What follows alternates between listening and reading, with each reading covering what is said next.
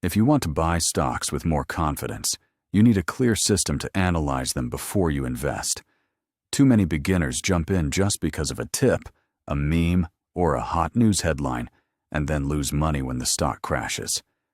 In this video, I'll walk you through a complete, step-by-step method to analyze any stock, so you can understand whether a company is strong, fairly valued, or too risky to touch.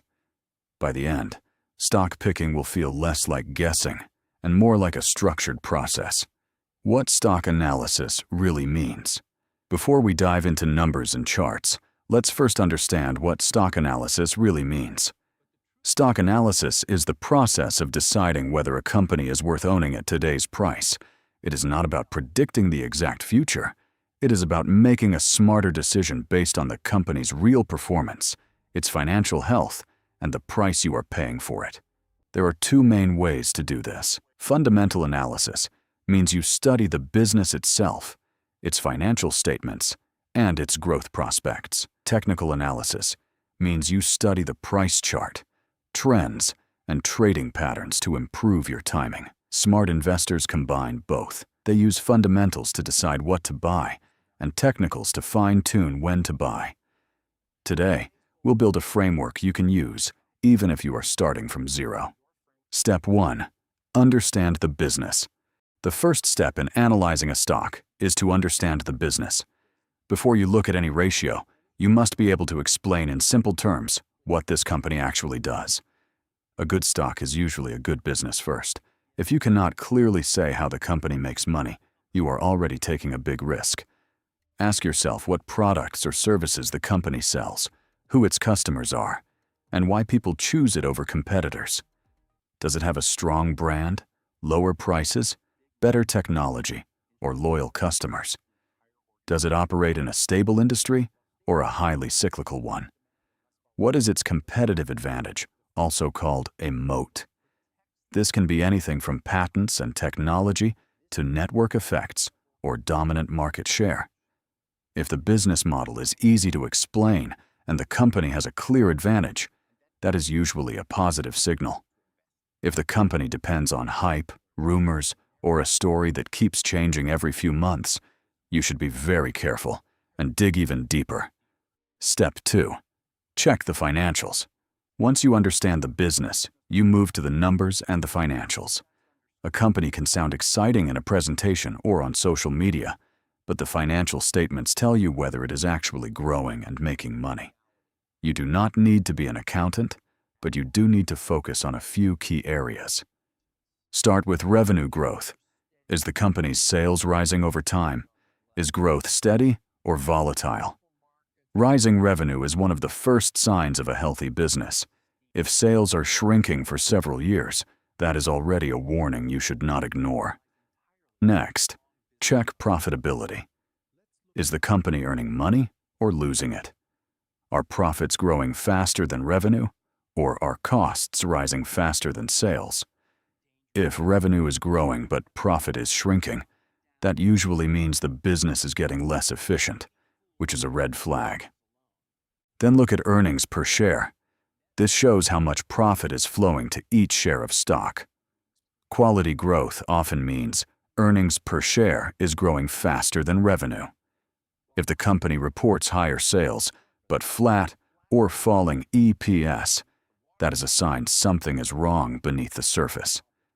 After that, examine cash flow.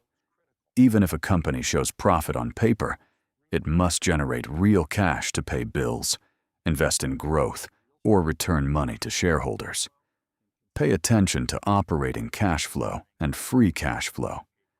A company that consistently produces strong and growing cash flow is usually in a much stronger position than one that only looks good on the income statement.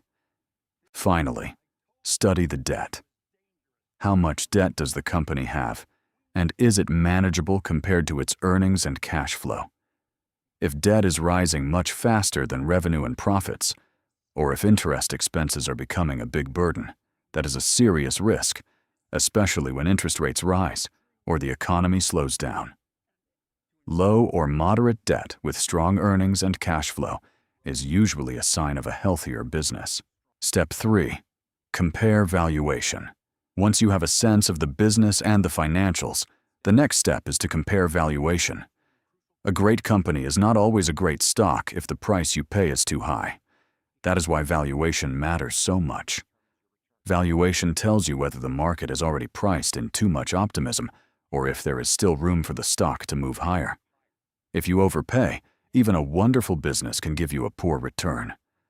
The most common ratios you should know include the P/E ratio, which compares the stock price to earnings per share.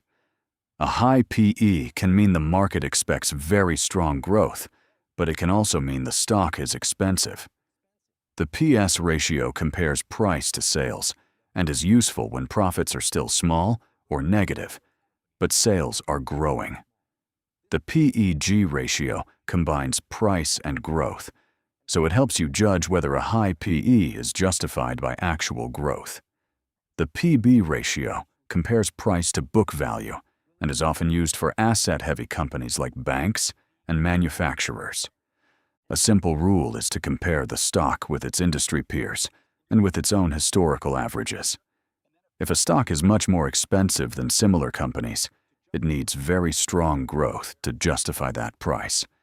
If it is cheaper than its peers, that can be a sign of opportunity, but it can also signal hidden problems, so you still need to check the fundamentals. A good valuation is one where the price is reasonable relative to what the company actually earns and how fast it is growing. 6. Step 4. Study the risks. Even if a company looks strong on paper, every stock has risks. Your job is to find the biggest threats before you invest, not after. Ask yourself whether the company operates in a competitive industry where rivals can easily copy its products or services. Think about whether new technology could disrupt the business, such as automation, artificial intelligence, or new platforms changing the way customers behave. Consider whether the company depends too much on one major product, one big customer, or one geographic region. Companies that rely on a narrow base are more vulnerable to shocks. Look at the management team. Do the CEO and top executives have a credible track record of navigating tough markets and growing the business responsibly? Also, ask whether the company is exposed to debt, regulation, interest rates, or economic cycles. Are there any legal or political risks that could suddenly change the environment? A stock can look cheap and attractive, but if the underlying business is in long-term decline, it can still be a trap.